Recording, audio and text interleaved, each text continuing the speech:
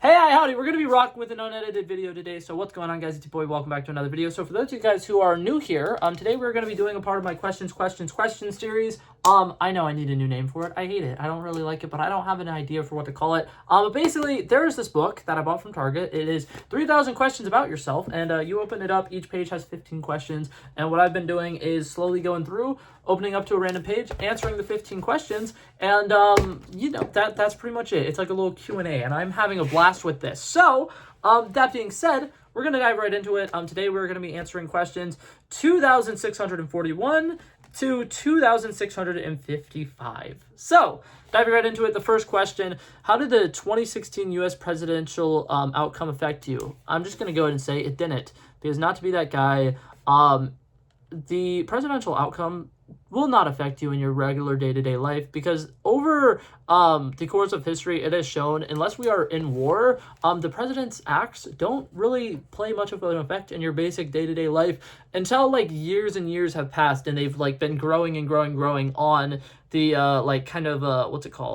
like laws and stuff that they put into motion. It's not like an instantaneous like, oh, here's the thing that's gonna happen. So the outcome of the U.S. presidential election of 2016 did not affect me at all. I couldn't even tell you who won that year. Was that the second year that Obama won, or is that the year that Trump won? I have no idea. I think that's the year that Trump won. Like I said, didn't really affect me because I think that the person he was up against was Hillary Clinton, right? And not to get political, but I think that was just like the worst year of candidates ever. Anyways, what was your sink or swim moment? This basically means like, you know, when kids are young and they're teaching their kid how to swim, they just throw them into the water, right? That's basically what this means.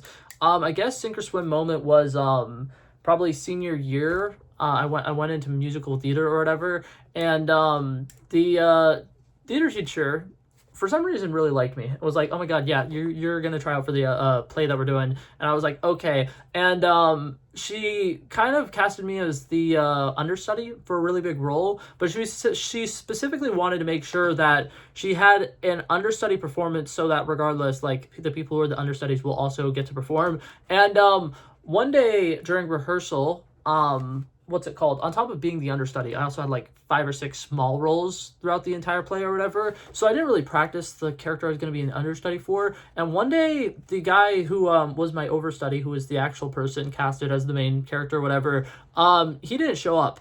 And that was a very sink or swim moment. And I will say I drowned a lot. Like, I went really, really deep in the pool. I butchered a lot, but one great thing that came out of it, that was the day that my girlfriend first started to like me, because me failing miserable did not mean I broke character. It meant I, like, got lines and stuff wrong, but I stayed in character the entire time, and the character was a mad scientist who is absolutely fucking crazy. So I got, like, half the lines wrong, but I stayed in character the whole time and was making everybody laugh, and it was fantastic. So I'm gonna say that. What are you never satisfied with? Sometimes Dunkin' Donuts. I'm satisfied with Dunkin' Donuts a good 50% of the time. It's a good 50-50 split, because I order the exact same thing every single time I go to Dunkin' Donuts, and there are some days it tastes like heaven. It is so creamy, it tastes like coffee, it has the delicious flavors that I've added to it, and then there are other days I get it and it literally tastes like what I imagine licking cardboard would taste like. So I'm gonna say Dunkin' Donuts, even though overall, I'm usually satisfied by Dunkin', and I will take Dunkin' over Starbucks in a heartbeat. I specifically also get ticked off by Dunkin' all the time. The inconsistency is what disappoints me. The next question.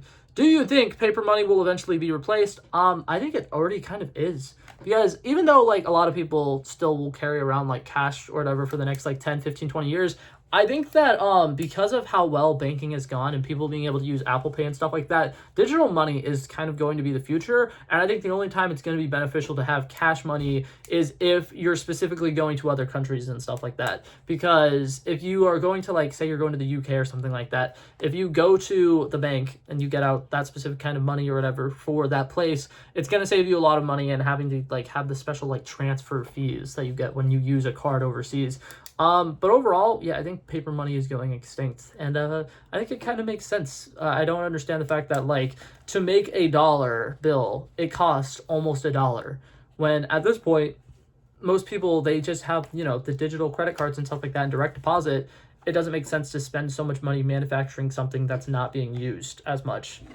That's just my 2 cents. Obviously, a lot of people will miss the whole making it rain thing, because that is a fun thing to do. If you ever have $100 in ones and you have, like, you know, friends who are bored and want to, you know, have a good time, I'm not saying go to the strip club. I'm saying you and your friends just fuck around with, like, a money gun. It is incredibly fun. And they make fake ones, so you don't even actually need to do it with real money, but it's fun. Anyways, what do you dread? Currently, my job is something that I'm starting to dread, because I am now doing a different position, and they haven't taught me how to do it yet, and I'm not being trained on it. And this to me is the stupidest thing ever. I haven't been trained on the position I'm doing, and for the next week and like 4 days or something like that, they're going to have me in there by myself, just kind of figuring it out, just kind of freeballing. And like I said, don't know what I'm doing. And then after that week and 4 days, my next couple of shifts, I will finally be trained on the position. So it's so awkward, because today I literally had a situation where somebody's just like, oh, are you the person who's back here now? And I'm like, yeah, they have me training. And I had to explain that, yeah, I'm training, but I'm by myself. Like, I am teaching myself what the fuck is going on back here. And it doesn't make any sense to them. It doesn't make any sense to me. Why am I being trained without having a trainer? So at the moment, I'm going to say the specific position that I am currently doing, because it's what I'm going to be doing for the next probably year or so now. And I'm not looking forward to it. It's going to stress me the heck out. How much do you trust doctors? You know how long it takes to be a doctor? Yeah, I trust doctors a lot. I feel like there's a lot of, like, sometimes a bad notion about, like, if you go to the ER or something like that, they're going to give you some, like, false kind of, what's the word? Oh, man. That false diagnosis. Sometimes people think that the ER doctors give false diagnosis so that they can just get rid of you quicker. But I don't believe that. Like, doctors had to go to school for at least 8 years, give or take, to get their doctorates, their PhDs, and whatnot. I would trust them at least a little bit, But that being said, my sister is one of the dumbest people I know, and she's a registered nurse. So maybe it's here nor there. Do you make wishes when you blow out birthday candles? Yes. And then it has a follow-up question. Have any of them ever came true? No. I don't own a dinosaur, I don't own a unicorn, and I've never been to the moon. None of those are actually things that I would want. I don't know what I wish for whenever I blow out birthday candles, but I know that I usually have something in mind. Usually it'll probably be like, if I am, in the past when I was single, if I was interested in a specific person, it'd be like, yo, let the stars align, because I am so bad at talking to females that it's like I needed some, like, special divine intervention to happen for me to, you know, potentially be in the circumstances where I can have, you know, conversations with females. Because I remember back when I was in middle school, I was really bad, and, like, I want to be able to talk to a girl unless, like, me and her were literally alone in a room together. And when you're in school, that shit doesn't happen. Like, that's just not a naturally occurring thing. Anyways, so I'm gonna say no, dreams don't come true. That's only something that happens in the movies, sadly. Do you have much of an ego? Hell yeah. I don't think you could be somebody who makes YouTube videos and TikTok videos and all that jazz and edit your own videos if you don't have an ego and you don't love yourself. I am very narcissistic, and I'm very open about it. I think I am... No, I'm kidding. But I do like myself, and I think that it's a very important thing to like yourself at least a little bit. I did mention earlier that this is going to be an unedited video, so maybe I don't love myself that much. I don't feel like going back and rewatching this video and making it more entertaining, because sometimes watching my own videos is painful. I'm kidding. A little bit. Anyways, have you ever milked a cow? No, I have not. And the next follow-up question is, would you try? And my answer is also no, I would not. That just feels uncomfortable. Like, that sounds uncomfortable. The first person to ever milk a cow, the fuck are you doing? Why you do that? I think that the worst part isn't that they milked it, but the fact that they're like, let's try this. It ended up being good. And now it's, like, such a socially, like, normal thing that, like, a lot of people don't bat an eye when they are drinking a glass of milk. But, like, some people out there should probably still be, like, a little concerned that some guy out there was randomly, like... You know, like, that's concerning, right? Anyways, now I wish I am editing this video, because that was kind of awkward. Anyways, but yeah, the next one... Do you and your significant other have a special song? If so, what is it? Not really. I don't think we have any specific songs, but, there are, like, a couple of different love songs that, like, whenever it comes on, we will dance. I think Beautiful Crazy by Luke Combs is definitely one of the main ones. Yeah, I think I'm just going to leave it at that, because some of my favorite love songs she hates because they're from musicals, which I think is funny. We met in musical theater, but then there's anything Dear Evan Hansen she absolutely hates. So there's a song called, what's it called? Oh, man, I'm blanking on the name right now. I think it's called Only Us. That sounds about right. Only Us from Dear Evan Hansen is a musical song that I absolutely love. That my girlfriend would never like be like, yeah, let's listen to it together, because she for some reason despises that musical. Anyways, so yeah, I'm just gonna put beautiful, crazy. She can't help but amaze me. There was one day I was in the back room at work, and sometimes when I'm like using heavy machinery, I will sing to myself, because like the machines are really loud and I have really sensitive ears. So I try to distract myself from the loud noises by making more noises, because, you know, in my mind that makes sense. And there was one day I was moving around like the really heavy like forklift type thing, and I was just singing beautiful, crazy. And one of my coworkers who I've never interacted with in my life was just like, hey, your singing is really good, bro. And I didn't know I was singing out loud. I 100% thought it was all in my head, and that I was just like, you know, I had the song stuck in my head, so I was like humming it or something like that. No, I apparently was genuinely singing the song. And not only was I singing the song, I was singing it louder than the loud noise. And somebody else heard it and was like, dude, your singing is pretty good. And I was like, shit, I need to quit my job now. That was so awkward. I hated that. It was like, it was bad. Anyways, what answers are you searching for? Right now, the answers to these 3,000 questions, because this is taking a really long time. After this series is like completely done, I'm gonna add it all to a playlist. And if YouTube still has the feature where it tells you how many minutes long a playlist is, we're gonna figure out that's how long it takes me to answer 3,000 questions. And I got a feeling it's gonna be a lot more than 3,000 minutes, which is crazy because it should be a minute a question, Blake. We are not doing so hot. Actually, hold up. I'm probably wrong about that, because I'm sure all of my videos have been less than 15 minutes long, which would be a minute a question. So maybe I am doing good. Maybe we're killing it.